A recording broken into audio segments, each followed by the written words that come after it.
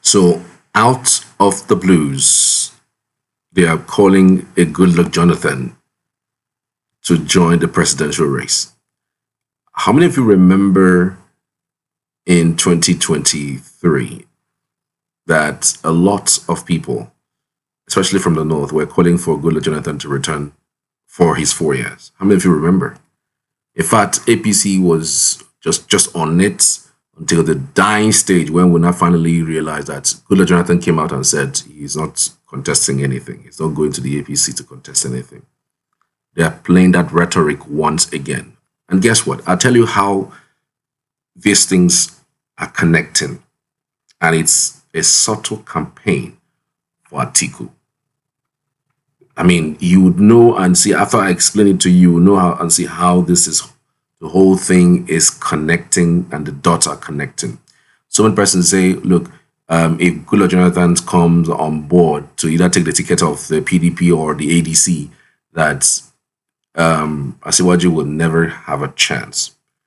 And we've also seen thoughts around the fact that now we know that Atiku is no longer on the PDP, he's in the ADC. And of course, this rhetoric will play out in such a way that because he's the only person coming from the north, and if the north backs him, then you can have a crazy a share of the south, because Peter Obi is from the southeast and the current president is from the southwest. And so if you have those two persons sharing the southern vote, the north becomes the bride. So I'll tell you how all of these things are interwoven. But first, listen to this. The party insists that it is only to the south, then perhaps, maybe my best choice will be to zone it to the south. For the PDP and for the north, I will prefer that President Jonathan, takes the ticket. Not because I do not like Obi, but because that will ensure that the south will have completed their 4 years. When somebody is on the throne, you elect him. You can't pin him down and say, okay, it's just a political talk, because you don't trust him. No, I don't. It's not about trusting him. The issue is, how are you sure that thing will materialize? Yeah, but he said it. No, we expect that for a man who has a lot of stock in integrity, his word would be his bond. What I'm taking is this way: the difference between somebody making a promise and somebody who is compelled by the law that he must leave. Which one will you take? This one is compelled by the law. He does not need to make any promise. He has to go after 4 years. This one is making a promise. A promise can be kept and may not be kept. Either way. But on this one, you are sure that it must be kept. So for the north, I think Goodluck Jonathan is the best choice. So here we are again in Nigeria's political theater. Same actors, same plots, different year, and now we have something that sounds like a bad joke, except it's real life. The same Goodluck Jonathan, yes, the very Goodluck Jonathan who, alongside his wife, publicly declared support for Bola Ahmed Tinubu in 2027, is suddenly being used in a fresh political narrative. Or wait, is there another Goodluck Jonathan somewhere in Nigeria we don't know about? To the uninitiated in Nigerian politics, this might look like harmless political chatter. But to anyone who understands how power games work in this country, this is not just talk. It's a subtle campaign for Atiku Abubakar, carefully disguised without mentioning his name. Here's the message being pushed. It is better for the North to support someone who is constitutionally bound to serve only one term. Translation, dear North, forget about competence, forget about leadership quality. All we want is to grab power back, even if it is just for 4 years. But here is the kicker. By that logic, Tinubu himself fits that one-term bill. Yet somehow the same people making his arguments conveniently leave him out. Why? Because the target isn't Tinubu, the target is Peter Obi. PTO, as they like to dismissively call him. And it gets even more intriguing. Every time it's the South's turn to introduce the presidents, Atiku camp suddenly becomes champions of open primaries. No zoning, no turn taking, let the best man win.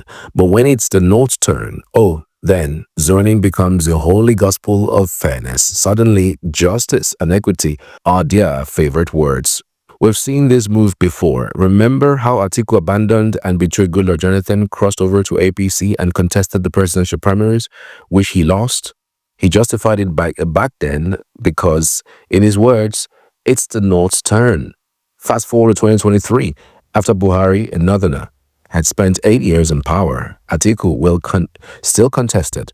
No talk of zoning, no talk of fairness. He made sure PDP kept the race open because he wanted in. And now in 2027, with it clearly being the South's turn, Atiku and his people are again fighting against zoning. Why? Because of one man's ambition. Here's where it gets really juicy. Politics in Nigeria is an industry, and for many in Atiku's circle, elections are not about ideology.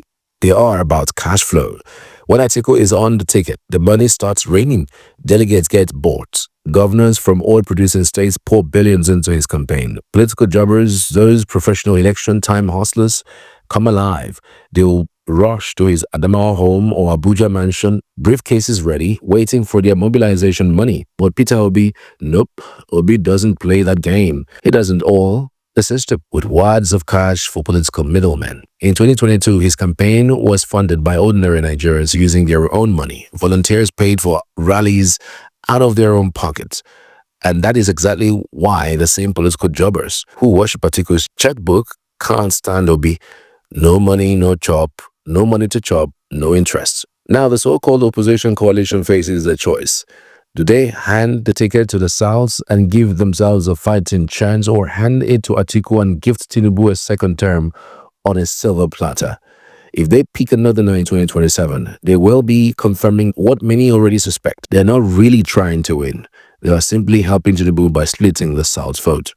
And here is the danger for them. Tinubu is concentrating heavily on locking down the entire South while chipping away at the middle belt. If he wins the South outright and just grabs a bit from the North Central, it's game over, no matter what the North does. Goodluck Jonathan of 2015 was a different man in a different Nigeria. 2027 Nigeria is not the same. The political chessboard has changed. The South is restless. The youth vote is more unpredictable, and the old formula of money politics is starting to crack, which is why the hypocrisy in this coalition fight is glaring. If they go north again, it will prove they were never serious about winning, only about protecting their own political careers. And about this strange hatred for Nasir El-Rufai by some anti-Tinubu folks, it's baffling. You share the same political enemy in Tinubu, yet you reject anyone who wants to help defeat him simply because you don't like them. That's not strategy, that's self-sabotage.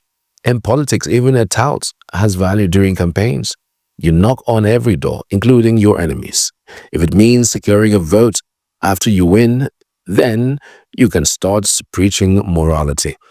But rejecting allies before the battle is even over, that's handing victory to your opponent. The truth is, 2027 is a South's turn. If the coalition ignores that and still gives the ticket to a northerner like Atiku, they will have no one to blame when Tinubu demystifies them and walks into a second term smiling.